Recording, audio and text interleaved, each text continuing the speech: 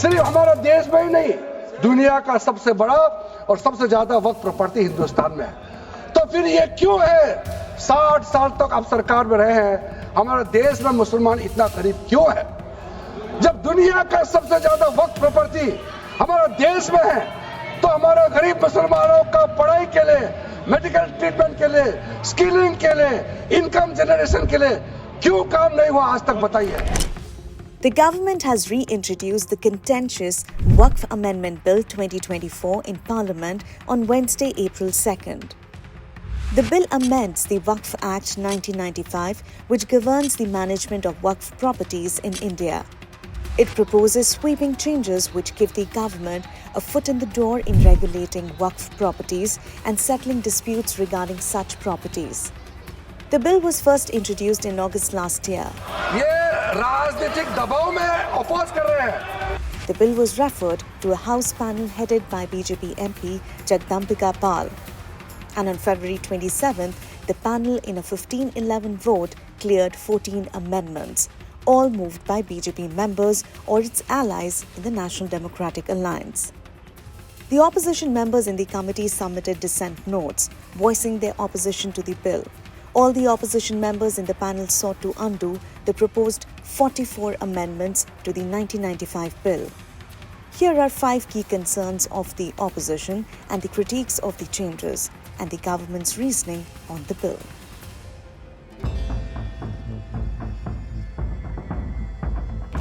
I am cautioning and warning this government.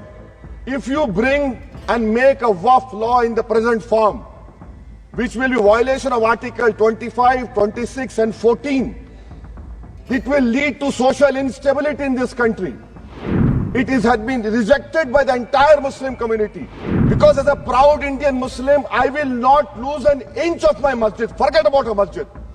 I will not lose an inch of my dargah. The primary objection to the Waqf Bill 2025 is framed in questioning the need for bringing a new law that changes the way Waqfs are managed. Asaduddin Owaisi of the AIMIM has said that the bill's objective is to weaken the foundations of Waqf governance and to undermine the rights of Muslims. Government officials say that the 1995 Act contains some loopholes with regard to the regulation of Waqf properties, including title disputes and the illegal occupation of Waqf land, which has prompted the centre to bring a fresh law. Also, the lack of judicial oversight on Waqf management is a key issue, according to officials. Questions concerning Waqf properties are heard by the Waqf Tribunal, whose decisions cannot be challenged in court. The bill is also being brought at a time when the constitutional validity of the Waqf Act is under challenge before the Delhi High Court.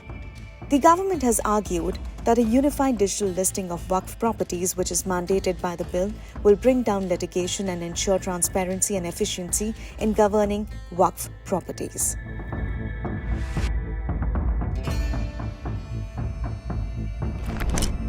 A major criticism of the opponents of the bill is that it gives the government a handle to regulate the management of Waqf properties and the power to determine whether a property is a Waqf. Section 40 of the Waqf Act empowers the Waqf Board to decide if a property is Waqf property. The decision of the board would be final unless it is revoked or modified by the Waqf Tribunal. The bill extends this power, which currently lies with the Waqf Tribunal, to the district collector.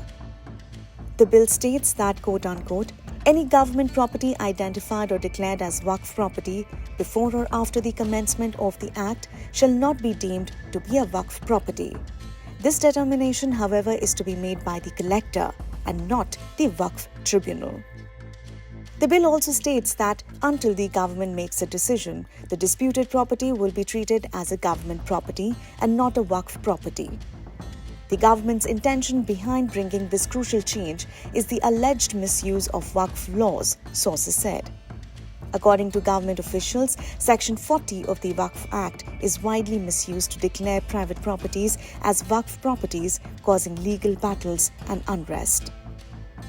The Joint Committee of Parliament that considered the bill recommended an amendment proposed by a TDP MP to replace the district collector in the dispute resolution process with a more senior officer of the state government.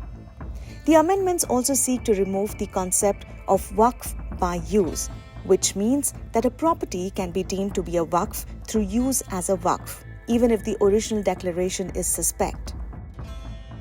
In Islamic law, the dedication of a property as Waqf was done largely verbally until documentation became the standard norm. For example, even in the absence of a Waqf nama, a masjid can be deemed to be a Waqf property if it is continuously used as such. The bill, by omitting the provisions relating to the Waqf by user, makes a Waqf property suspect in the absence of a valid Waqf nama.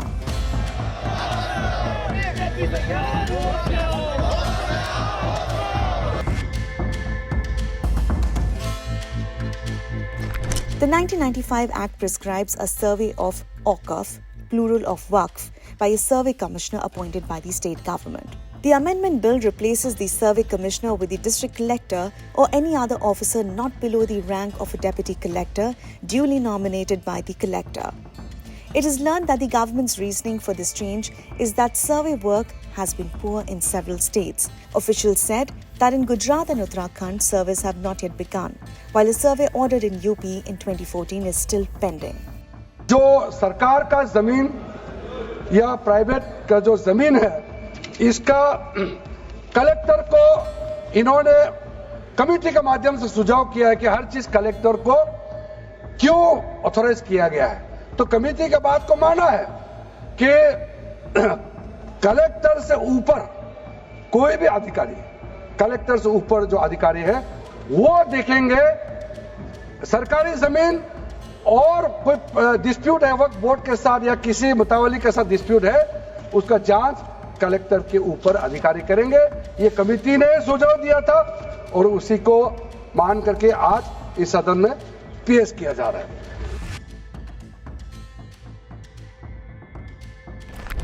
Another criticism of the bill is that it changes the representation of Waqf boards. The bill proposes allowing a non-Muslim chief executive officer and at least 2 non-Muslim members to be appointed by the state government to the Waqf boards at the state level.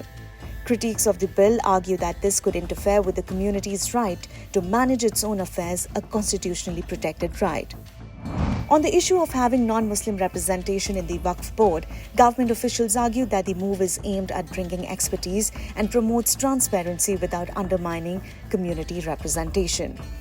While there will be non-Muslim members on the board, they will not form the majority, government sources said. BJP MP Abhijit Gangopadhyay proposed an amendment to this provision before the House panel, which would ensure a more inclusive representation, that the state government official who is part of the Waqf board shall be a joint secretary level officer dealing with Waqf matters.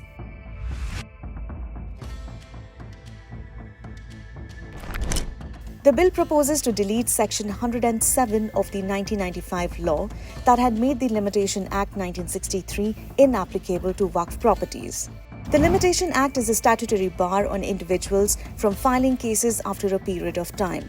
Essentially, this provision ensured that the Waqf board is not limited by the statutory time frame of 12 years to file a case to reclaim its properties from encroachment. Opposition members have argued that the deletion of this provision will allow a person who has unlawfully possessed Waqf property for more than 12 years to claim its title by adverse possession. That's all for today. For more such explainers and news updates, don't forget to like, share and subscribe to our channel, The Indian Express. Thank you so much for watching.